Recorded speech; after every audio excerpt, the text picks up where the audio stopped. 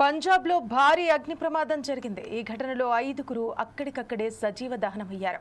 శ్రీముక్తసర్ సాహిబ్ జిల్లాలోని సింఘవాలి కోట్లీ రహదారి సమీపంలో ఈ పేలుడు సంభవించింది. ఓ 2 అంతస్తుల భవనంలో బాణసంచా తయారీ ప్యాకేజింగ్ యూనిట్లో హఠాత్తుగా భారీ పేలుడు చోటు చేసుకుంది. అనంతరం భారీగా మంటలు వ్యాపించాయి. ఈ ఘటనలో 5గురు వలస కార్మికులు సజీవ దహనమయ్యారు. ఇక పేలుడు ధాటికి 2 అంతస్తుల భవనం కుప్పకూలిపోయింది. శిథిలాల కింద పలువురు కార్మికులు చిక్కుకుపోయారు. ఈ ప్రమాదంలో మరో 25 మందికి తీవ్ర గాయాలైనట్టు లంబీ డిప్యూటీ ఎస్పీ జస్పాల్ సింగ్ పేర్కొన్నారు. ఘటనా స్థలిలో రెస్క్యూ బృందాలు సహాయక చర్యలు చేపట్టాయి. స్థానికుల సమాచారంతో అగ్నిమాపక సిబ్బంది ఘటనా స్థలానికి చేరుకుని మంటలను అదుపు చేశారు.